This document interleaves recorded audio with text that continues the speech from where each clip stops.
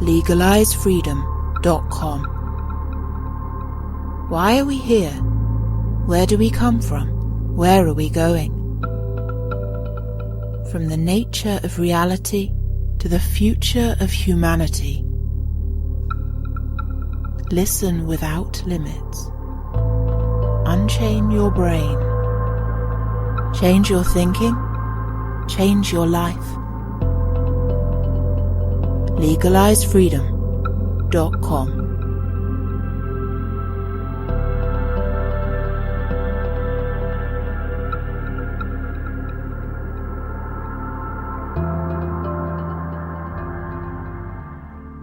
Greetings and welcome once again to legalizefreedom.com. I'm your host Greg Moffitt, and my guest today is Thomas Lombardo. Inspired by his latest book, Essays on the Future of Psychology and Consciousness, Thomas and I discuss the potential for the evolution of human consciousness in 2022 and beyond. Spanning over 20 years of futures studies, psychology, philosophy and science fiction, Essays on the Future of Psychology and Consciousness comprehensively addresses a critically important issue regarding the future of humanity. How may human consciousness transform and evolve in the future?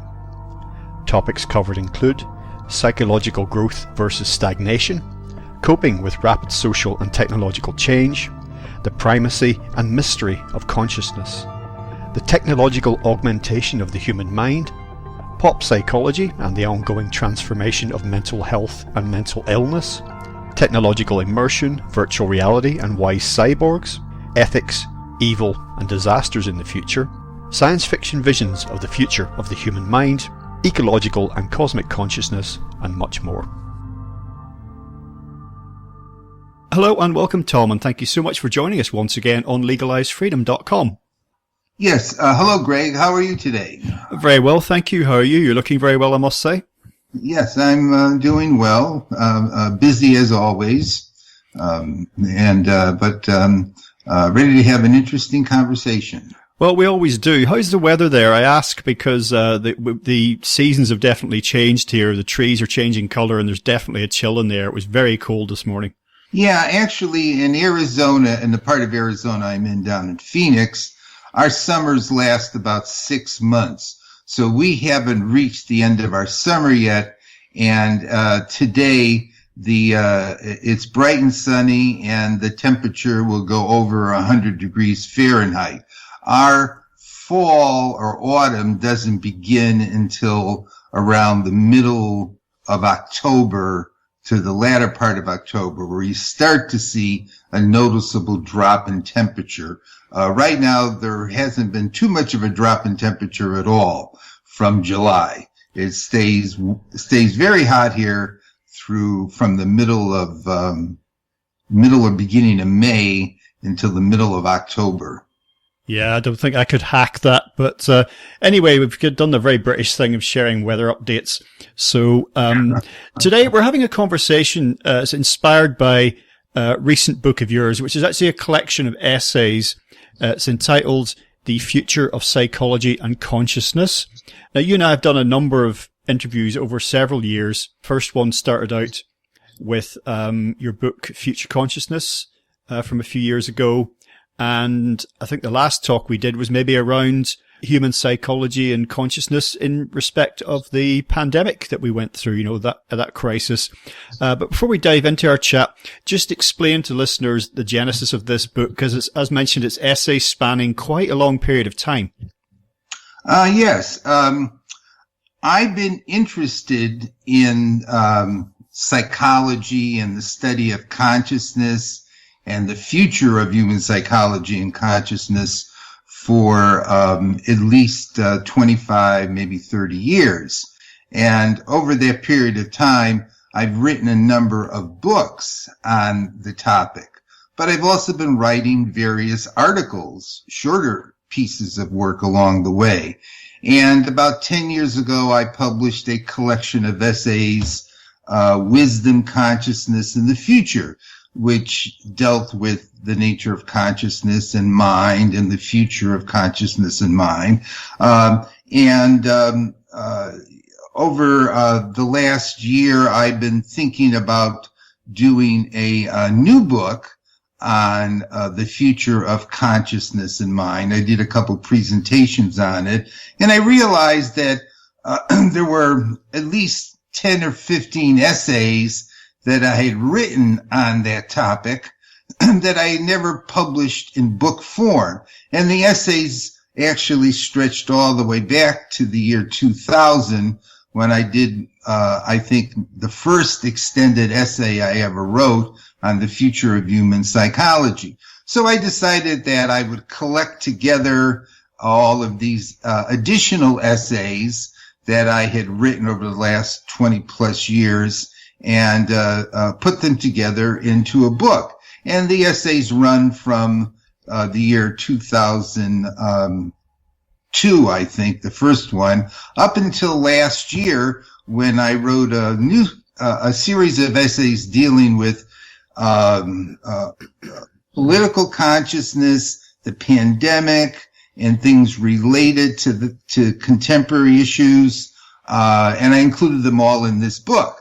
So it shows the development of my thinking and my particular interests on the topic of consciousness and psychology, which I would write out in essay or article length form. And I've been doing, and like I said, I've been writing articles for 20 years, and I already had one collection, and this is the second collection coming right up to the present.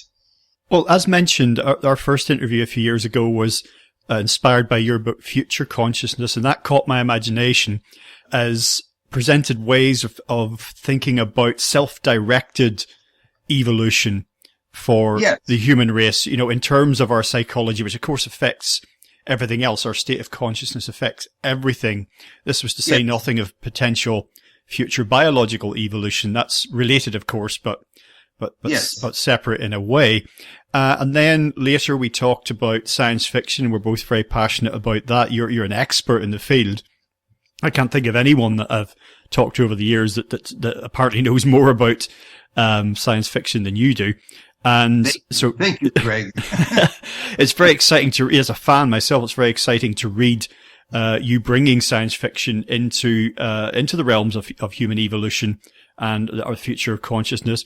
You were someone I wanted to speak to around the time of the pandemic because of the huge effect that had, the positive potential that we could see within this huge collective trauma that was happening, the transformation through trauma being a sort of a psychological phenomenon. Yeah. And we all, I guess, wondered what would happen with the pandemic situation. It would eventually abate, I suppose. There was the medical side of it, but then there was also the social, political, and economic and psychological side of it, all these different dynamics at play. Yes. And what seems to have happened, certainly in terms of popular consciousness, being informed by the mainstream media, by the technological factors at play here, social, political, and economic as well, is that we seem to have just pitched into another long emergency, to borrow James Howard Kunstler's phrase.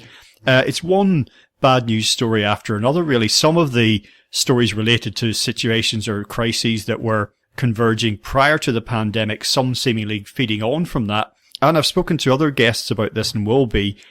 I don't know how you find it your side of the pond or how much you pay attention to the mainstream media as to say where most people get their information from. But really it's been an ongoing assault on the senses, because it seemed to flip from pandemic coverage to Russia-Ukraine war coverage. I mean, that flip happened pretty much on the same day. Yeah. I have a number of comments on what you just said. First thing is that throughout our history, the history of humanity, we have had a continual series of challenges, problems, transformations. That's the nature of existence, of human existence, to having to cope with whether it's catastrophes, big changes in our society, environmental, ecological problems, resource problems, war, etc., etc. Our challenge has always been to attempt to guide the human society and guide our minds such that we can successfully cope and deal with, address the challenges that perpetually face us. As you know, Greg, I'm an evolutionist, and I see reality in general as dynamical, changing, transformational. There's no steady state. There's no peace and quiet in our existence. And so it's a test, a continual test of us to address these problems, address these challenges. And one basic point I make in this new book over and over again, and I've made before, is that given the nature of the challenges and problems we face, we really do need to evolve, develop individually and collectively our mental capacities and our consciousness. I believe it would take a long time to go into the details of this, but most of our problems are due to the way we think and the way our consciousness operates. We create our problems. And as such, if we're going to solve them, if we're going to address them, we have to change how we think. In one case that is a big ongoing concern of collective humanity right now, aside from the ones you mentioned, is climate change. And climate change is due to the fact that over the last few centuries, when we expanded industry and human civilization, we didn't think out very far ahead as to what would be the long-term consequences of what we were doing. We were too focused on the narrow, immediate here and now. We had a limited sphere or expanse of consciousness. And so things that were going to happen as a result of actions that we took, we didn't take those into account. We didn't think them through. And so now we've got a process of ecological transformation going, and it's a big transformational event that is affecting us all that we, in fact, instigated by not thinking out far ahead to begin with. I would offer, by the way, at this juncture, because I know from feedback from over the years in all sorts of ways coming to me that there will be people who, their reaction to what you said will be, climate change is not caused by human action. All I would simply say is, set aside for 1 minute what you believe about that, or what you think you know about that. The fact is that we do, as a species, behave in ways, short-term thinking, that bring unintended consequences which are negative. Let's just agree on that. That's certainly the case. And you can think what you like about causes of climate change, where they come from, but we certainly do things, and there are environmental problems undoubtedly caused by human action. So that's simply all I would say. Is one of the issues that we have with our state of consciousness is either or, black and white. Which side are you on, sort of thing. It's very adversarial and confrontational. We see this mirrored in our political systems. For example, here in the UK and also in the US, people literally sitting opposite each other, shouting at each other. So yeah. And in fact, Greg, I didn't mean to imply, if I understand, if I'm correct in my guess, I didn't mean to imply that people who present the view that climate change is not due to humans, if what they're thinking there, and I think this is what they're thinking, is that there's fluctuations in the climate of the Earth that are long-term natural cyclic processes that go on the Earth. Of course, that's true, but we have intensified the rate and degree of these ecological environmental changes. It's not the Earth is not a stable system in some absolute sense. Okay, granted that. And changes do happen in terms of the climate. Okay, but we've intensified it. But it also makes the point, and this goes back to something I said 5 minutes ago, we live in a dynamic, changing reality. That our challenge has been and continues to be, what kind of a level of mentality of consciousness do we need in order to thrive, flourish, constructively move forward in a reality that doesn't stay stable in the long or the short run? Now, you could say it's due to humans, and I say it's in part due to humans, and it's in part due to the very nature of nature. But we can't hope for some kind of stable reality, some peace and quiet. That's not the nature of existence. And we add into it by the things we do. We make it even more transformational. So that's my response back. And I'm assuming a different kind of argument from the people who say that it's not due to humans, but anybody who thinks that the immense effect of human civilization, human industry, human population, human food consumption is not having a notable effect on the earth that we exist in my mind, is an idiot. No, you only have to go, you only have to go and look at, the city dump, like outside any major urban area, and look at look at the landfill, look at problems with pollution, with effluents dumped in waterways and what have you. So yeah, of course we make these problems. Of course we despoil the earth. And meanwhile, as you said, the natural systems in the earth are doing their own churning. They're doing their own churning on top of it all. Yes, right. Yes. So it's all in there. Yeah. But I suppose there's kind of a metaphor in there for, you talked about, this dynamical system that is the earth. And we're part of that. All life on earth is part of this cycle as well. If you then zoom into or narrow it down to a recent situation, the upheaval, we had the 2007, 2008 financial crisis, for example, and there's been many similar things in living memory. But when we went through the pandemic, it was so disruptive for so many people and so traumatic for so many people and so divisive that I think that people were so ready for just some respite and relief. And because that doesn't seem to have happened, of course. And then, and people are kind of exhausted. So it's a way of adjusting our expectations, I think, because a lot of our political systems, political leaders, and social structures, they kind of present this picture of life, certainly in industrialized nations, of quote unquote happiness, of something you can aspire to that is like stability, maybe even boring stability, but some kind of predictable future within fairly narrow margins that we have, a great degree of control over. Because nobody likes a curveball chucked into the middle of their affairs, a grenade thrown into the middle of their life.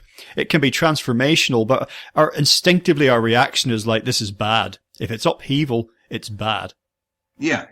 And speaking as a psychologist, from a long, long time ago, I had come to the conclusion that when we look at human motivation has this dual dimension to it, almost oppositional dimension, which is on one hand, we're attracted to stability, security, minimizing risks.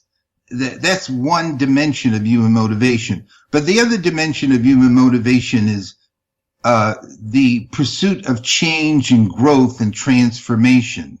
And throughout our history, these two drives have been in a kind of a dynamic interaction with each other. We want stability, we want security, and to some degree we do get it intermittently, but at the same time we pursue growth, we pursue change. And the world that we live in is a combination of stability and change. It's a combination of predictability and surprise. So even if we have this human desire, is integral to us to want to have that stable world, that stable existence, it's carried to an extreme. It's unrealistic. It's fundamentally, it's just not going to happen. It never has happened and never will happen, because our reality is a mixture of stability and change, of predictability and surprises. So when people say, well, let's get back to the normal before the pandemic, we won't go back to what we were before the pandemic. We're going someplace else instead, wherever that happens to be. But it's not a return to where we were before. We can, you can never go home again. You can never go back to the way it was before. Sooner or later, you sort of get that message that reality does not go backwards. I mean, like right now, just to add one extra little thing on that, Greg, is that throughout our history, there have been forces that wanted to go back to the good old days, that wanted to regress, that didn't like the way things were going and wanted to return things to the way they were before. The regressive movement and tendency in humans, at least humans, a significant portion of humans at different times. We see this even today, wanting to go back, this regressive tendency in humanity. But we can't, even if we try to do it, we don't end up really achieving that. We're always going to be pushed into something new, something different, something that's surprising. So, part of evolving our conscious minds is to be able to appreciate, understand, cope with, in fact, flourish within a world that is not stable. That's a test. That's part of what we need in terms of our evolution, our conscious evolution, to appreciate that we're in an evolutionary transformation of reality and to be able to thrive in it. As opposed to want to go backwards, as opposed to want to keep things the same way. Those are my thoughts on that. That's part of what's in this new book, but it's in earlier books besides. Well, I think a lot of when you really look at it, a lot of the post-pandemic prescriptions offered under the guise of, the World Economic Forum and their Great Reset agenda, Klaus Schwab's book of the same name, which I've read, and it was incredibly hard work to get through it. It was really incredibly dull. It's dressed up as technological innovation, high-tech solutions for our problems. It's progressive. That's how it's projected. I don't see it that way at all. I see it as a way of trying to put another iron grid of control and management and, predictability and a narrow, bandwidth of human thought and action onto our affairs yet again as a way of, supposedly avoiding future crises. I don't see it as a evolutionary drive whatsoever. One of my Oh yeah, good point. You have a good point there. It's a good thing to talk about. When I talk about the evolution of consciousness, the evolution of the human mind, and I say that that's important, I usually will include there that as a starting point, we might believe that what we need are more advanced forms of technology or more advanced economic systems in order to address our problems today and create a good future. I would say, though, again, that's not where the solution primarily lies.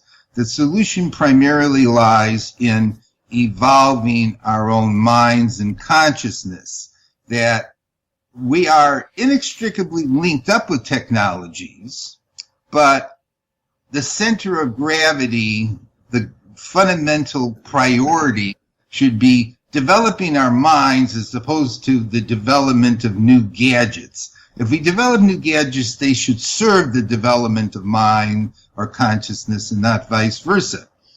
And you do raise another point there, which was that you took that new book that you had been reading as an attempt to control reality with a new system, unquote, new system of technologies. But somebody could argue that just simply having a new system of technologies is still the same old thing all over again, just with better toys now. And it's not really new and different. It's just a different variation on the same old tune. What is it? I react in agreement with you in that our solution is not going to be by creating better contraptions. And I'm not just divorcing that. I'm just simply saying our focus, our emphasis has got to be on our own psyches, our own minds, our own consciousness. That's where the key is to moving into a good future. Yeah, because a lot of what we've seen in recent decades has been and certainly some of the post-pandemic plans have seemed even more like this, as a kind of a handover of our minds, our intelligence, our conscious evolution to technology. It's kind of, well, technology will do all this for us. I first saw this when computers became affordable for people to have in their homes. Certainly even calculators. I remember we were worried about pocket calculators in the 70s and the 80s, and we weren't allowed them in class when I was young because the school authorities were worried that we'd lose our ability to do mental arithmetic. Yes. Even to this day, if you give me a piece of fairly complex long division to do on paper, I'm sorry, I won't be able to do it. I can't remember how to do it, partly through just not doing it, but I've just used tapping little gadget and getting the answers out. So a lot of the so-called technical advancement or technological advancement has just felt like, deferring to technology, and it's almost seen a dumbing down in many aspects of our our mental lives and of our consciousness. Yeah. And I'll comment on that one too. We as a species have for actually, I would say, at least 1 million years been intimately connected into our various technologies as we have been developing them, from simple technologies for hunting and food storage to transportation devices. And technology is a pervasive feature of humanity. It always has been. I don't think we can, it would be foolish to think we can give it up or abandon it. But what we have to do, rather, is to create and use technologies that are going to support and amplify our mental development, as opposed to ones that diminish it or interfere with it. So I make a joke about smartphones, for example, and I'll say they're not smartphones, they're dumb phones, because what they do is they have a negative effect on your cognitive abilities. For example, they make your mind much more distracted and flighty, and you can't sit and focus on anything for extended periods of time because the machine has afforded now this kind of jumpy, scattered consciousness. That's not very good for our minds. We talked about the calculators and forgetting how to do arithmetic, and now we have these mechanisms that interfere with sustained cognition. That's not benefiting us mentally. So what do we have to, when we create machines and when we use machines, we have to think about, are they doing our minds good? Are they benefiting it?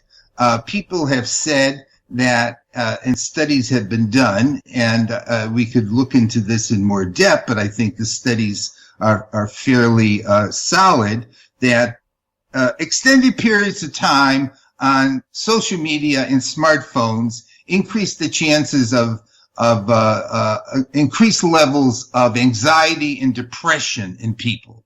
That's not a good effect for having that effect on our minds. If indeed that's what's happening by staying too tethered into and hooked onto those contraptions.